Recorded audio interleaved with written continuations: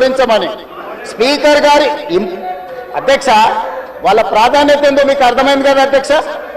ఈ చర్చ జరగవద్దు, ఈ నిజాలు ప్రజలకు తెలియవద్దు, ఈ నిజాలు ప్రజలకు తెలియవద్దు. విషం కడుపు నిండా విషం. మీరు కళ్ళు చూడండి అధ్యక్ష, అసలు వాళ్ళ కళ్ళలో చూడండి. వాళ్ళ కళ్ళెక్కిన పోలే శక్తి ఉంటే ఆ విషపు కళ్ళతో చూస్తే మొత్తం కాలి బూడిదైపోయేటట్టు చూస్తున్నారు అధ్యక్ష. కప్పిపుచ్చుకోవడానికి అద్దాలు పెట్టుకుంటున్నారు అధ్యక్ష. అది కప్పిపుచ్చుకోవడానికి అద్దాలు పెట్టుకుంటున్నారు అధ్యక్ష. అద్దాలు పెట్టుకున్నా మీ విషపు చూపులు ప్రజలకు అర్థమవుతాయి. అందుకోసమని నా మాట ఒక్కటే అధ్యక్ష, ఈరోజు తెలంగాణకు ఈరోజు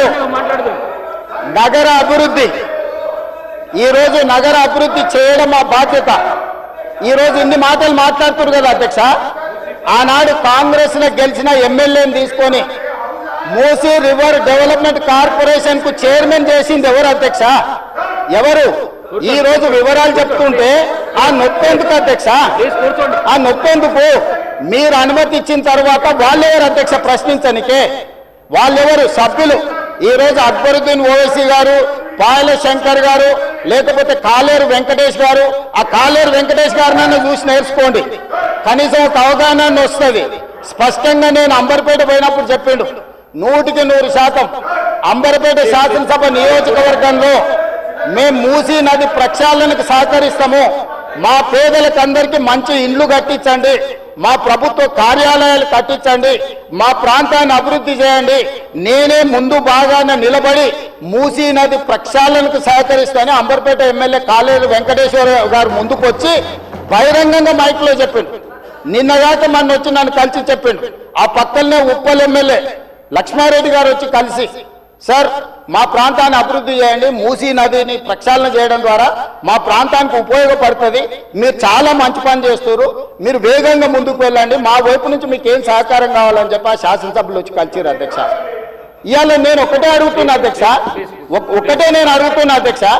ఈ రోజు మూసీ నది ప్రక్షాళన చేసుకుంటే నల్గొండ, ఈరోజు మూసీ నది ప్రక్షాళన మేము చేస్తున్నామంటే మీరు చెయ్యాలంటున్నా వద్దంటున్నా? ఒక్క మాటలో చెప్పండి. మీరు చెయ్యాలనుకుంటే ఏమి చెయ్యాలో సూచన ఇవ్వండి, వద్దంటే మీ కడుపు మంటేందో చెప్పండి. తెలంగాణ ప్రజలు నిర్ణయించుకుంటారు. అందుకే ఈరోజు మూసీ నది పరివాహక ప్రాంతాన్ని నైట్ ఎకానమీగా మారుస్తా అని చెప్పిన అధ్యక్ష.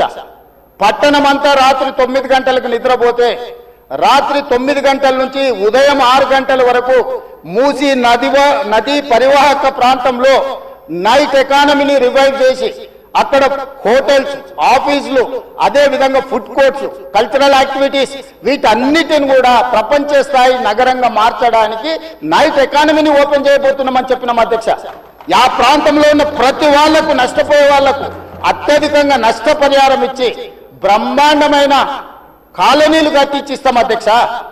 ఈరోజు వాళ్ళు ఏ పరిస్థితి లేనోళ్ళు, ఏ దిక్కు లేనోళ్ళు, సర్వం కష్టాలలో మునిగేటోడే మూసీ పక్కన పోయి ఇల్లు కట్టుకుంటాడు అధ్యక్ష. మూసీలో ఉండే దోమలు కానీ, కంపు కానీ, అక్కడ ఉన్న వాతావరణం కానీ, శవాలు కొట్టుకొస్తుంటే ఎవరైనా అక్కడ ఉండాలనుకుంటారు అధ్యక్ష. ఏ పేదోడైనా మీరు చెప్పండి అధ్యక్ష. ఒకప్పుడు నందనవనం కట్టింది కదా అధ్యక్ష, మూసీ నదిలో ఉన్న వాళ్ళని తీసుకెళ్లి. ఈ రోజు ఆ ప్రాంతంలో నందనవనం మనం పోయినప్పుడు ఎంతమంది జిల్లాల నుంచి వచ్చిన వాళ్ళు ఉన్నారు అధ్యక్ష. ఎల్బీ నగర్ ఎమ్మెల్యే గారికి తెలుసు, నందనవనం ఆ కాన్స్టిట్యున్సీలోనే వస్తుంది. ఈ రోజు మూసీ నది పరివాహక ప్రాంతంలో ఉన్న పేదలకు మంచి వసతులు కల్పించి, వాళ్ళ పిల్లలు చదువుకోవడానికి మంచి పాఠశాలలు ఇచ్చి, వాళ్ళకు ఉద్యోగ ఉపాధి అవకాశాలు కల్పిస్తామని మేమంటే లేదు, అది అట్లనే ఉండాలి, తరలించడానికి వీల్లేదు, కట్టడానికి వీల్లేదు, మేము అడ్డం పండుకుంటాం, మేము నిలువు పండుకుంటామన్నారు. మరి మన వర్షాలు వచ్చినప్పుడు పోయి పండుకునేది ఉండే అధ్యక్ష, పోలేదు. ఏమి లేనప్పుడు పోయి ఆ పక్కన ఉన్న కాలనీలలో పండుకొని వచ్చారు అధ్యక్ష. ఇప్పుడు ఉండమని ఉంది అధ్యక్ష నెల రోజులు.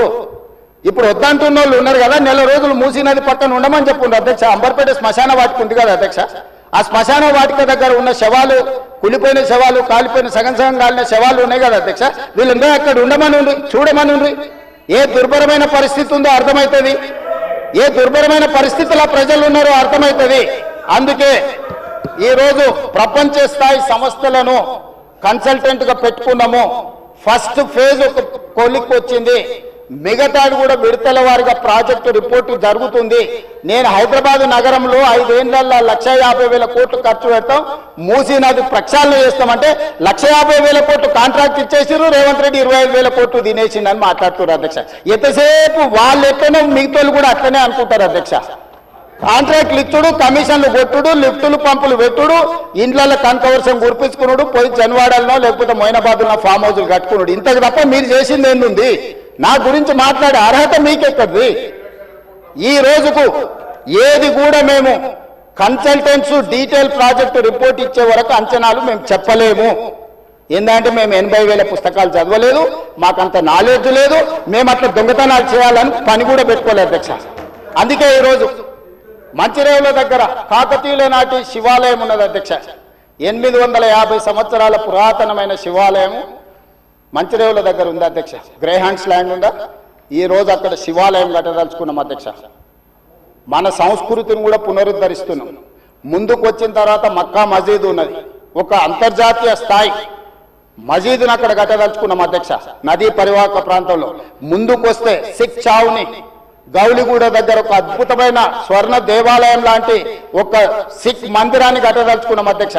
ఆ విధంగా ముందుకెళ్తే ఉప్పల్ ప్రాంతంలో మెదక్ చర్చ్ లాంటి ఒక అద్భుతమైన చర్చిని కట్టదలుచుకున్నాం అధ్యక్ష. మూసీ నది పరివాహక ప్రాంతంలో ఒక పక్కన దేవుడు ఉంటాడు, ఇంకొక పక్కన అల్లా ఉంటాడు, ఇంకొక పక్కన గురుద్వారా ఉంటుంది, ఇంకొక పక్కన యేసు ప్రభు ఉంటాడు.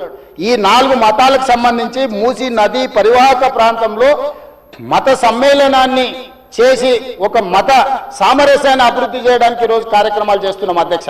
అదే విధంగా ఈ రోజు ఇంటర్నేషనల్ స్టాండర్డ్స్ లో మనం అక్కడ ఉండే వ్యాపార కేంద్రాలను అభివృద్ధి చేయాలనుకుంటున్నాం అధ్యక్ష. ఈ రోజు నీళ్లు